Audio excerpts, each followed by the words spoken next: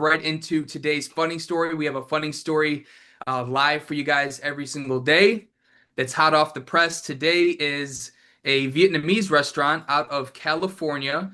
The broker on this is Linh Han Tran. Congrats to you, Linh Han, for bringing this client forward. This client in specific, they brought a really strong file in. This client runs a Vietnamese restaurant, like I said, with very consistent revenue and a high FICO score. They just signed to a brand new lease and they're moving into a new space. So now this is more of a build out play. They need the funds to make the new location feel like theirs with some extra finishes, some furnishings, little details that end up turning this space into a restaurant that they're comfortable with, opening up and moving forward with. And they want it to feel like home in their own words, right? They need it to feel a certain way and they just need some closing costs to make that happen. So their minimum ask was they were looking for about 60,000. Since they've applied, we've already gotten back multiple offers in hand that meet or beat that number.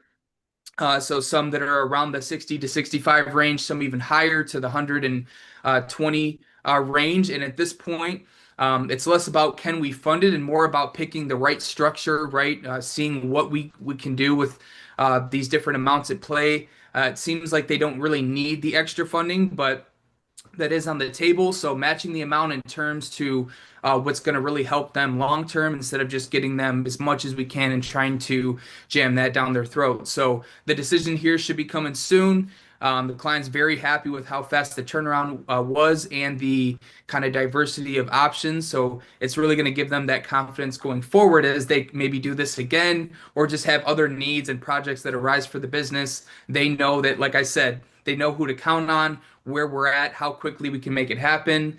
And it's more so now just determining, hey, what do we do with these results, right? So great job to Linh Han, great job to the team.